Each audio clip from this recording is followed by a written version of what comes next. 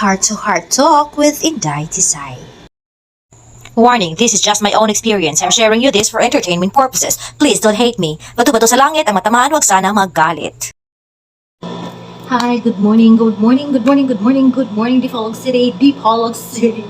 Good morning, Philippines. Good morning, world. Alright, mga pangga, today is a segment that talks about my life. Kasi may nagme-message sa akin about my, something about me, something personal about me, asking something about me. So, today is Inday Tisay, talking with Inday Tisay. So, it talks about real talk with Inday Tisay.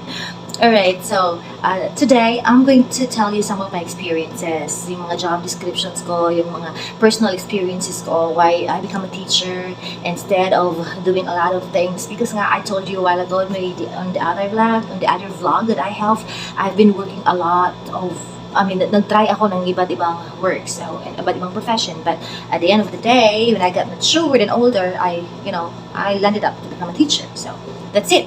Well, anyways, I'm going to share with you my experiences, okay? Well, actually, I was really a teacher because I graduated Bachelor of Science in Secondary Education, major in English at Jose Rizal Memorial State University, the Pinay City.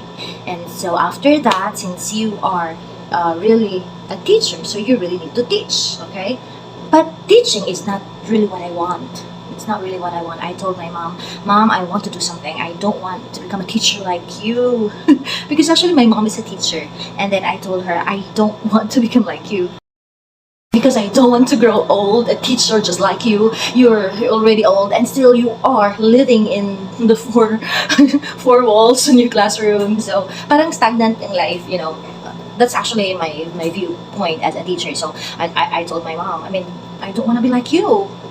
I don't want to smell like a chalk like you. And I don't want the routine, homeschool and back and forth, vice versa. I don't want to be like that. I wanted to explore something. I wanted to explore the world. I wanted to, to visit any other places. Or as long as I want to have a job, any kind of job, as long as not a teacher. So that's what I keep on telling my mom is I said I want to have to study another course and not secondary education. I also wanted to become a lawyer because my father is a frustrated lawyer. So I told myself I want to become a lawyer because that's what I really want. And my mom told me it's not easy to become a lawyer yet. All you need to do is to acquire a 4-year degree before you become a lawyer. So that's granted. So my mom told me, why not study secondary education, major in English? Because that is a preparation for, for becoming a lawyer, because it talks about expressing ideas and all, speaking in English. And so I said, yeah, not a bad idea after all. Alright, so yeah, that's it. That's actually the reason why I enrolled secondary education, major in English. And I also told my mom, I don't wanna study only here in the Dipolog City because I want to explore. I'm a little bit jealous of my classmates in high schools when they say they're going to study at Cebu, they're going to study in Manila, they're going to study in Nagyari City. So I was just really jealous about it. And I told my mom, I wanted to study somewhere else. But my mom told me, nope, you can't do that. I need to take good care of you because you're a girl. I need to, I don't, because my mother has this thinking na, that you are a girl and you should be protected. At least, hindi siya gusto maburusan ka, something like that. Hindi ka gusto mong disgrasyada, something like that. Because she holds the very high in morality. It's the principle of morality. And she keeps talking about it na kailangan naragid na sa Dipolog mag-stay. And so that's actually the reason why I said, I told myself, since I told you I don't want to study in Dipolog City, inaanak ko kamaldita, I'd rather study in the Pinay City as long as dili in Dipolog City. So yung anak kamaldita si Inday Tisay, guys. So mo to siya, nag-study ko sa Dapitan instead of sa Dipolog. So I went, and I enrolled at Jose Rizal Memorial State University, the Pinay campus. Okay. So, yun na nga, naging teacher ako after 4 years and I took the licensure examination for teachers. First day ko lang kami kasama ng mga kaklase ko. Almost lahat, 100% English teacher students sa JRM Dipolog, the Pinay City, 100% kaming passers, okay? 100%? I think it's 99%. Alright, so naging licensed teacher na ako. Okay? So at least excited ka na. Sabi ng mom ko, Mom, I want to proceed to my, my desire to become a lawyer. Sabi ng mama ko, yeah, why not? All you need to do is just to find a job to support you for your schooling. Alright, Ganun. So ako na magsuporta sa sarili ko because she told me, you already graduated for your degree. So kailangan mo nang suportahan yung self mo if you want to proceed to the College of Law. So ayan, I tried to nag-apply na ako ng trabaho, guys. Kasi yun nga sabi ng mama ko, I need to support myself. So I need to become a teacher. So nag-apply ako sa DepEd. What really frustrates me so much before, guys, is the fact nga before yung DepEd, you cannot be part of it as a teacher even though you're qualified, not unless may binigay ka na something, or may backer ka, or may connection ka, or basta yun, or may, political influence ka, something like that. And it's very frustrating on my part na I know I'm capable, I know I have, the right to be a teacher, I'm capable, I am a licensed teacher, and I have the intelligences.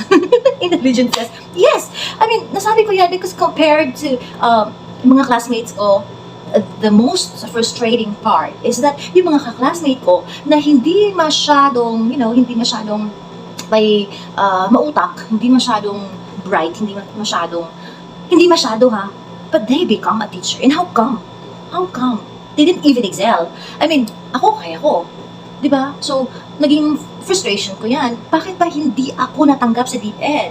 Kaya nga sabi nila, yun nga kailangan mong magbigay sa superintendent before. Yeah, kwarta, kinahalan mo hatag jud ka kwarta, or dili ba na kay back up, or dili ba na kay political recommendations from politicians, something like that. And sad to say, I don't have anything like that.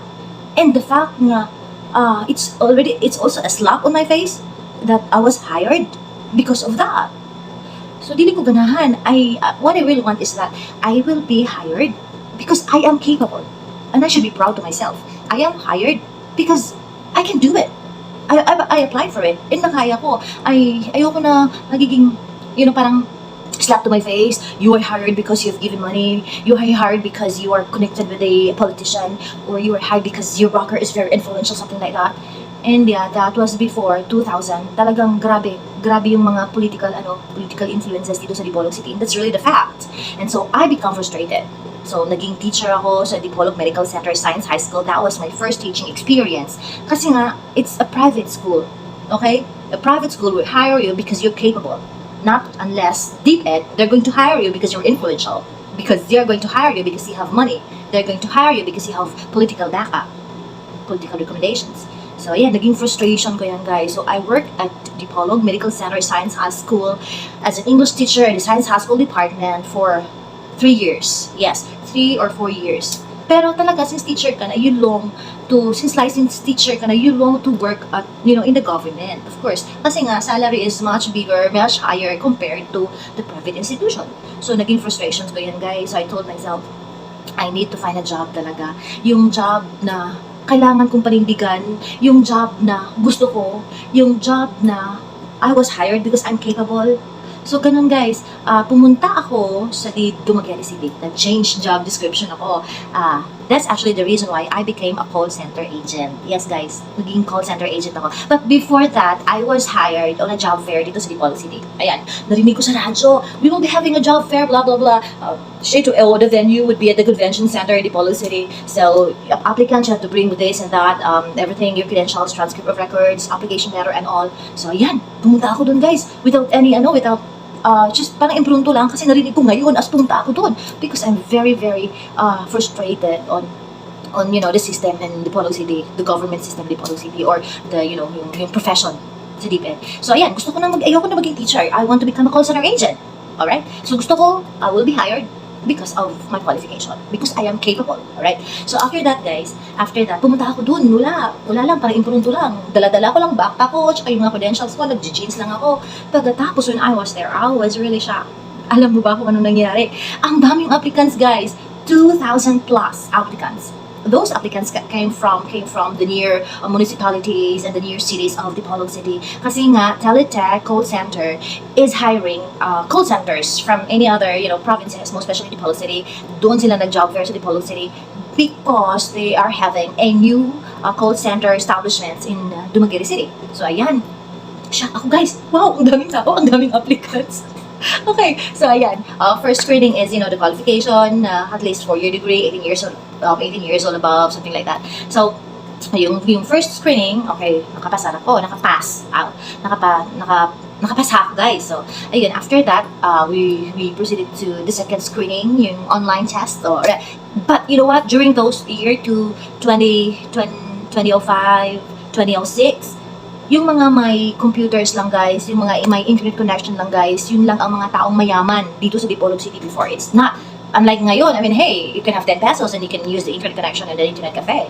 So wala na. Before wala yan. Wala yan. Sa mga mayayaman din lang yan. So I learned computers and internet a little in my schooling at Dipolog at Jeremy Shudabitan City. And of course, napaprogress yun when I become a teacher at Dipolog Medical Center, okay? Science High School.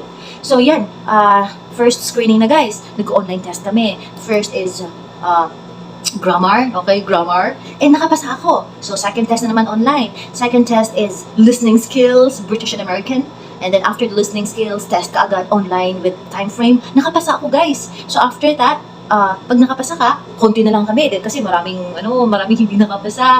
So from 2,000, naging 300 na lang. Parang ganun. And then from 300, naging 100 na lang. So 100 na lang kami sa third round ng elimination round namin. So online exam pa rin. But this time around is about how to deal with customers. Okay? Kasi nga, call center agent. So you need to deal with customers. And ang ginawa ko naman, of course, the customer is always right. So talagang mga answers ko is the best for the benefit of the customers. Hindi ako nag-answer na based on my, on my behavior. Hindi. Kasi nga, customer is always right. Kaya that tip, guys, nakapasa din ako. So during those times, 30 applicants na lang kami, guys. Na nakapasa from 2,000 applicants up to 30,000 applicants. And kaya nga yung isa sa kasamahan ko, it's not kasamahan, one of my friend, kakilala ko from DTI. Kasi DTI ang nag-sponsor nun. She's not expecting na papasa ako. Kasi sa dami nga, di ba? Parang, oh really, makapasa ka? I don't think so. Parang good luck na lang sa'yo, parang ganun. But anyways, after that, but I'm not expecting anymore na baka sa dami-dami namin, hindi na ako makuha. Parang ganun. I'm not expecting anything at all. But I was just wondering, kasi, during the, the afternoon, in nighttime, I think it's 5 o'clock in the afternoon already, may tumawag sa cellphone ko, sabi, hello, I just wanted to let you know that you passed for the interview, for the call center, something like that, and you're available to 9 o'clock in the morning. Parang, wow, really, are you sure? Are you sure? And that was overwhelming. Di ba guys? Overwhelming. Ang dami ninyo. Tapos, you're one of the passers and you're one of the qualified applicants for the last process, last assessment, and that is the interview. So parang, okay, sige, go! So that's it guys. 9 o'clock in the morning, pumunta ako sa DTI kasi nandun yung interviewer.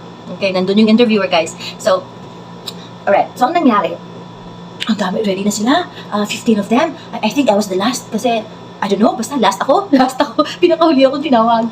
And then, my question goes like this, okay ha? Alright, Q&A, parang pang Miss Universe Q. Alright, my question goes like this. If given a chance to change something in the past, what you want to be and why? Parang ganun. If you're given the chance to change something from the past, what do you want to change and why? Okay, so Q&A. Alam mo ba guys kung anong nasa isip ko noon? I have to think of a very good question.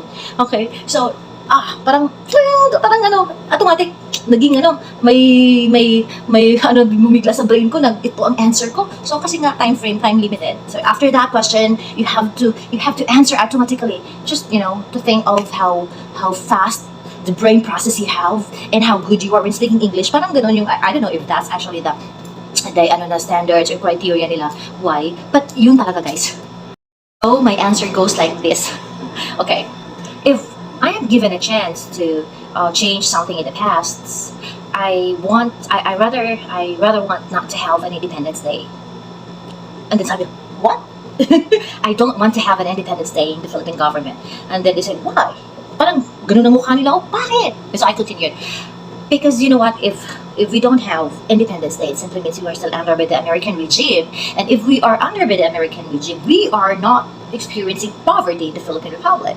We are all American citizens, and if we do, then we don't need to have a visa. We can go to the Philippines, we can go to the US anytime we want, right? Unlike now, it's not easy for us to go to the US. You need to have a visa because you are a Filipino citizen, and the opportunities also in the Philippine government is not really that good compared to the American citizens or to the American government because we're really poor compared to the American government. So that's the fact I'm stating, right? So if we are going to have I don't want to have an Independence Day because I want still to be American regime, and I want still to be, we are all American citizens and we are all wealthy and we are all capable to fly to the US anywhere, anytime, and to the US anytime we want, simply because we are all American citizens. And the opportunities of the American citizens, we're also enjoying it because we're all American citizens.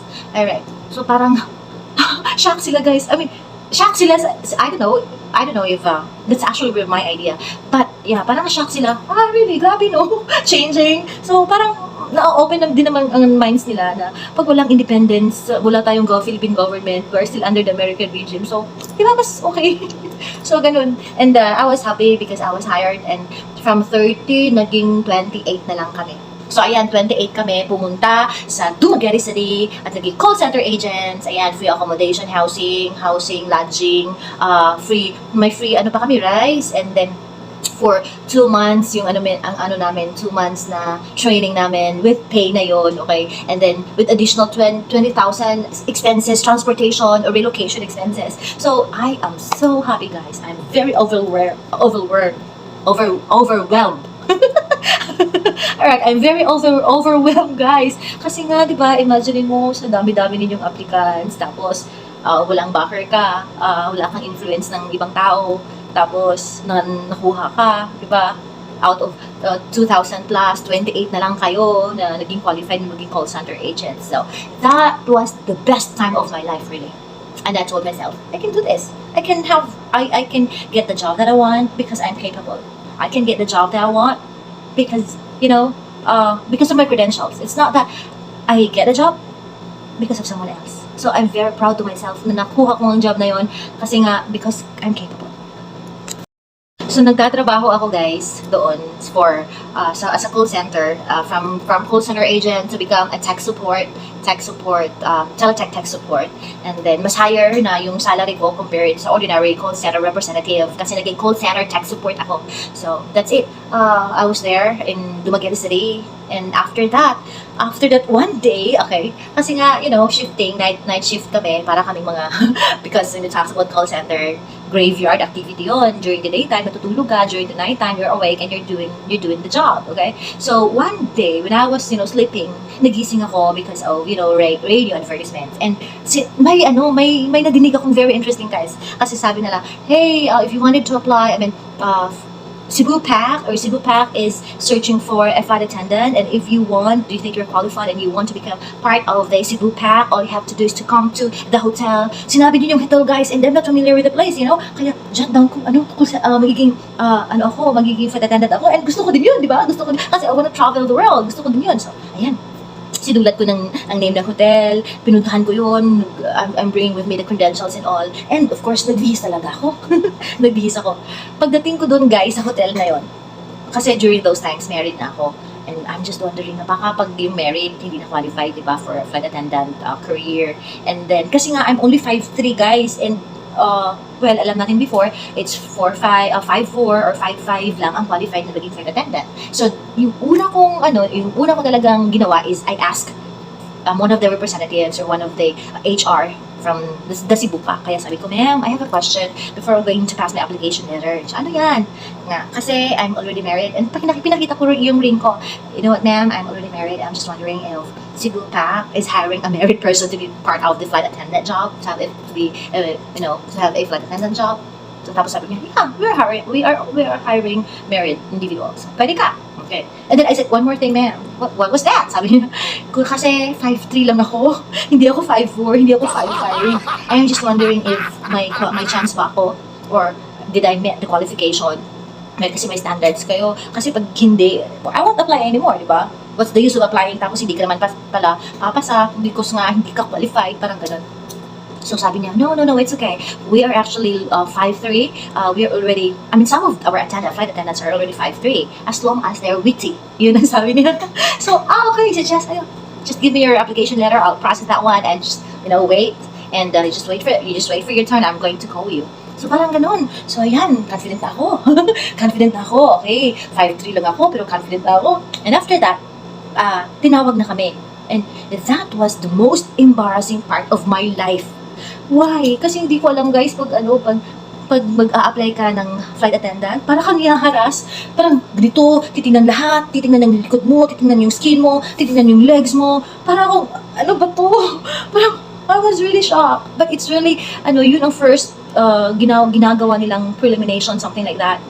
Pag nakapasa ka, that's the time you're going to take the test, and that's the time you're going to take the interview, diba? The final interview. So, ayan, nabablash ako, guys. Shock! Shock si Bisayang Inday Tisay. Inani. So, inana, guys.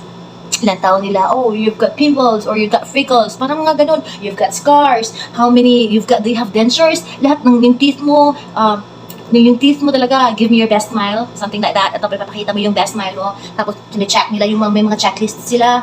Okay, may dentures ka ba? May ano ka ba dyan? Lahat na dyan. May scars ka ba? May scars, papakita mo yung scars mo. So pinapakita ko naman yung scars ko dito sa knee. Kasi nga yung bata pa tayo, para rin tayo naglalaro. And usually yung knee natin, magkaka-scars yan.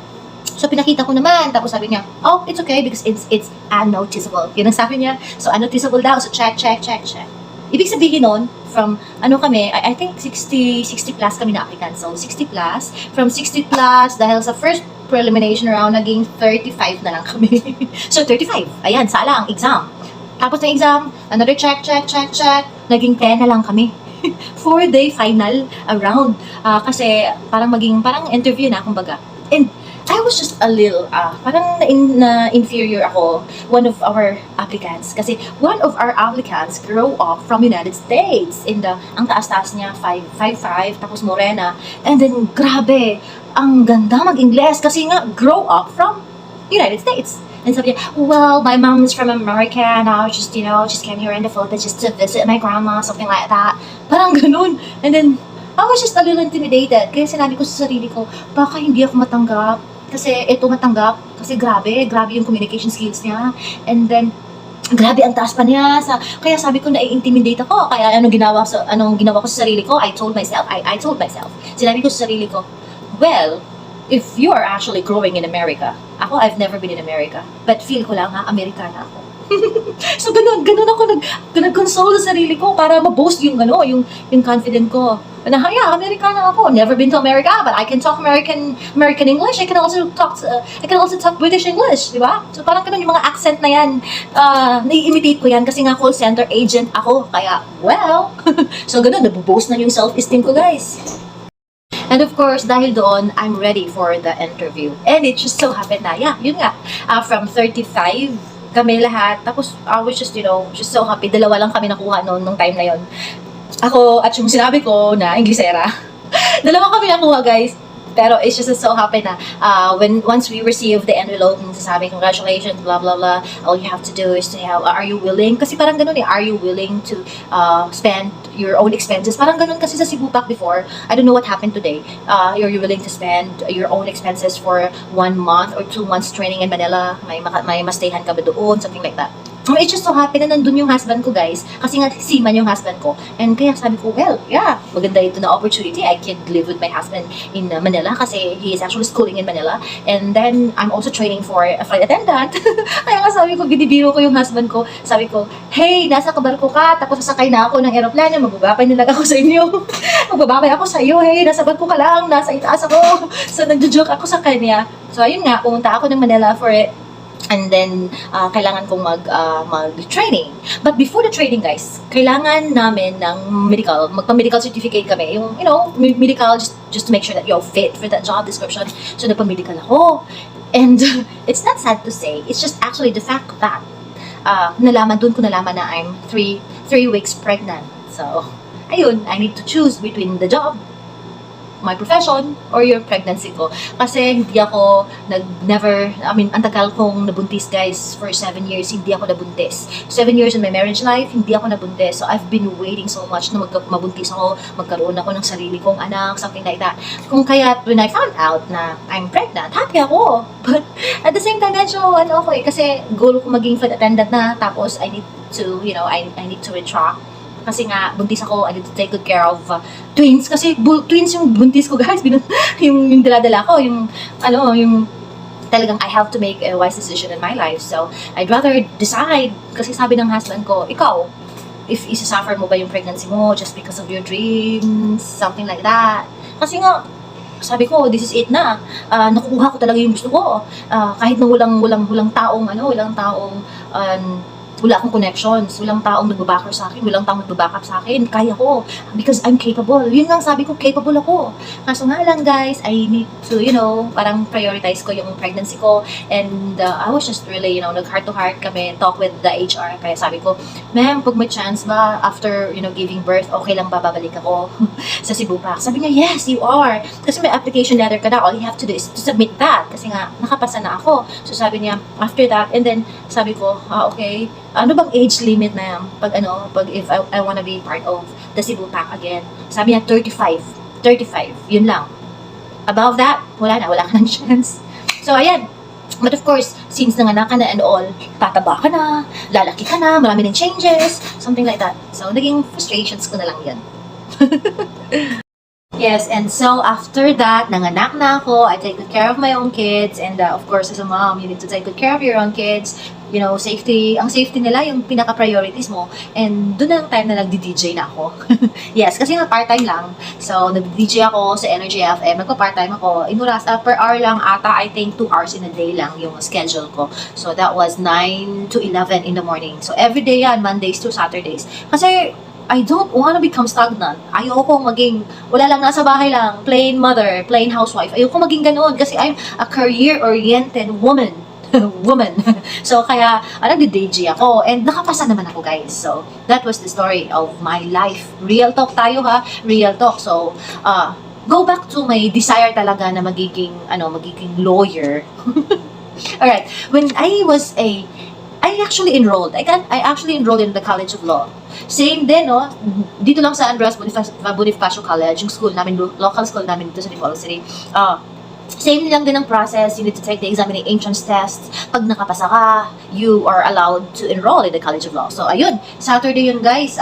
There are two parts ng examination namin. Yung first part is about politics. And it's hard to say, hindi ako makapolitiko. Kaya hindi ako familiar yung what's the name of the president, what's the name of the vice president, who are the senates, in the upper senates, in the lower senates. Wala akong alam doon. Isa lang ang alam ko. So, I just leave it blank. So, I told myself, hindi talaga ako makapasa kasi nga, I'm not really good in politics or something like that. But I can assure you, the second part of the test talaga, it talks about explain a public office and a public trust, something like that. Explain ko lahat yun. Those are just the things na naalala ko when I take the entrance test of College of Law. Ang dami pang mga sa part 2, and then all you need to do is to, kailangan maganda yung writing skills mo, dapat yung penmanship mo talagang readable, and at the same time talagang ang makikita nila how good you are, and may power ka to express your will and to express your reasoning. So parang ganun. And I had given a number, yung parang yung parang entrance number mo that will serve as, kasi paglalabas na yung result sa tests, entrance test sa College of Law sa ABC or Andres Bonifacio College. Guys, ang gagawin nila, they're just going to stamp it on the office, College of Law office sa school. And then all you have to do is just look at your number, titingnan mo if you flunked or not. Ganun na lang, di ba? So at least naman, just to make sure na wala namang masasaktan, wala namang mapahiya, kasi nga hindi pangalan namin or apelyido namin ang ginamit doon, just the number. Yung number lang, it will show na ikaw yun. So all you have to do is to check who are those applicants na pumapasa, tapos titingnan mo yung number. So pag nalaman ko na nandun na ang result sa entrance test, so what I did is, sabi ko, parang kakaba-kaba na. Sabi ko, I need to be there in the evening, okay? So, mga time na wala ng tao, medyo, mga 8 o'clock, 9 o'clock, hindi ako, parang hihiya ako sa sarili ko, baka, hindi ako makapasa, baka malaman ng husband ko na hindi ako nakapasa, yung mga ganun na thought process. So, yung ginawa ko, pumunta ako doon, 9 o'clock in the evening, guys, nagdalala ako ng flashlight. Kasi ayoko mapahiya pag malaman na hindi ako nakapasa sa entrance test sa College of Law. So, ayun, may flashlight ako, tapos, tinandan ko yung number ko, tapos tinandan ko yung mga numbers na nandun, and it's just so exciting na nakapasa ako, and yes, sabi ko, okay, qualified pala ako maging ganito, ganyan.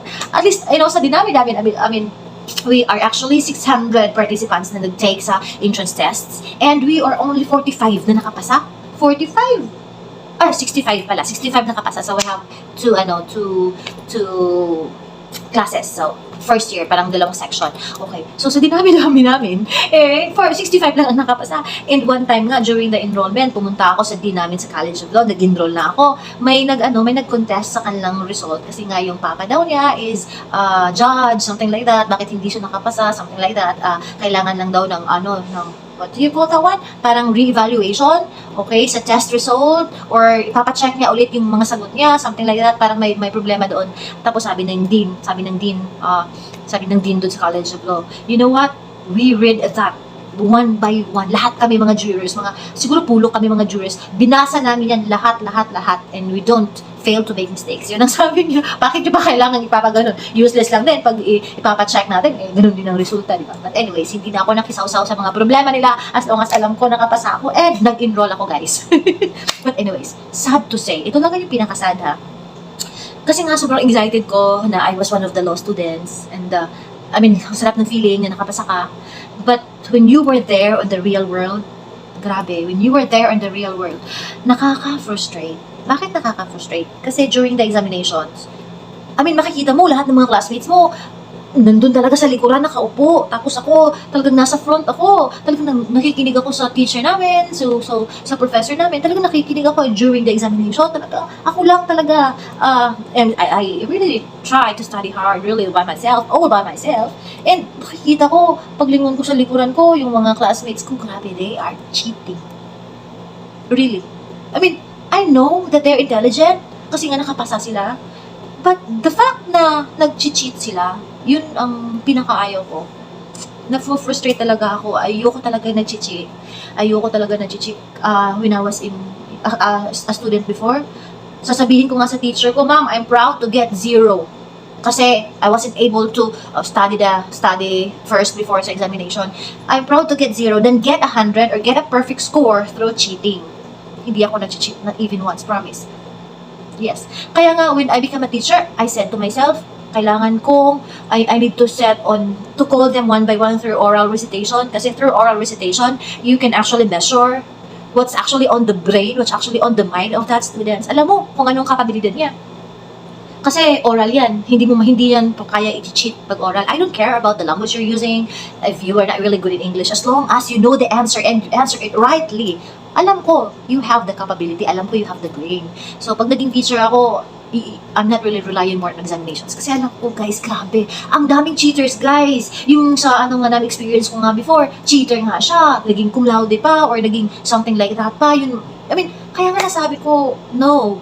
I know that they are intelligent, pero bakit nila, why are they going to add up something? Bakit sila mag-cheat? Sabi nga nila, cheating is an art nga daw, pero hindi talaga ako nag-cheat, guys. I tend to be honest in every ways. Kahit na I'm not perfect, I try to be honest in every ways. Kasi nga, yun ang turo sa akin ng mama ko. Growing up, yun talaga ang turo niya sa akin na you have to, to be honest as much as possible. Kahit na hindi ako perfecto, meron din ako mga kasalanan. I've, had a lot of things I've done wrong before. Pero as much as possible, guys, I tried to be very honest. Yun lang. So, na-frustrate ako.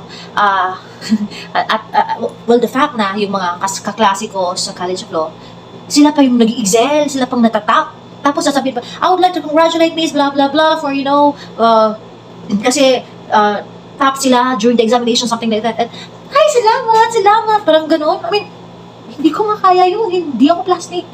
Kasi nga alam mo naman, maraming tao ngayon, nowadays, made in China. Hindi ako ganun, guys. So, sana naman mapulutan ito ng aral. Kasi, because of that, sinasabi ko sa sarili ko, this profession is not for me. Hindi ito para sa akin. Ewan ko kung bakit. Kasi, hindi ko kaya gawin yung mga ginagawa nila kasi nga, you have to go with the flow, di ba? You have to go with the flow. You're going to stay with them together for 4 years para maging abogado ka. And siguro, hindi siguro the term is na-discourage ako, guys. Na-discourage ako. Kaya I stopped talaga. And yeah, hindi ko naman, na-realize ko, it's not really for me. It's not really for me. So, at the end of the day, ngayon, kahit sa dinami-dami kong pinagdadaanan, dinami-dami kong work or profession na experience, at the end of the day, naging gagaya ako ng mga ko, naging teacher ako. Naging teacher ako because, para akong Rolling Stone. Rolling Stone, keep on, doing something or keep on what do you call this one, trying to find another job that's really good for you, that's something like that, and you can actually settle it for once, and then just because you're because you wanted more, or you wanted to, because you have to follow your dreams, di ba? Pero, actually, hindi naman ako, I'm not sad about it. Kasi, sa palagay ko, nakuha ko naman yung gusto ko. Kaso nga lang, it's not that very successful after all. But of course, since teacher ako, bumagsak ako na naging teacher, at least may marami akong experiences in life. Okay. So yung nga mga lesson to learn ha, huwag kayong ma-discourage, just like me, ang dali-dali kong sumuko kasi na-discourage ako. You have to fight for it talaga, but you have to fight for it in a right way, okay? Right way. Kasi nga, honesty, I still believe that honesty is still the best policy. Kasi nga, parang fulfilling yung feeling mo na na-attain mo yan, na-attain mo anything, na-attain mo kasi you are qualified. Kasi you deserve it, no? Wala yung mga dahil sa bakit, dahil sa connections, or dahil sa political background, or dahil you're wealthy, or something like that. Parang talagang na-achieve mo yon in your own way, and you should be very proud of it, and I am very proud of it. Kahit na teacher lang ako, but do not say I'm long, because of course, teacher nga ako guys. I'm an influencer as well. I will influence my students to be morally upright. Parang ganun. Kasi nga, parati ko nang sinasabi, I always told myself about the why. Parang naging very strict teacher ako because it's actually for their own good. I want them to learn. Kasi nga, concern ako sa kanila, concern ako sa future nila. Kaya medyo strict ako na teacher. But actually because I really want to act as a second parent to them. I'm really concerned for the future. So, at saka nangangaral din ako sa kanila guys na, cheater never wins. Or sometimes, baka magtataka kayo, are you sure? Kasi may mga cheater dyan.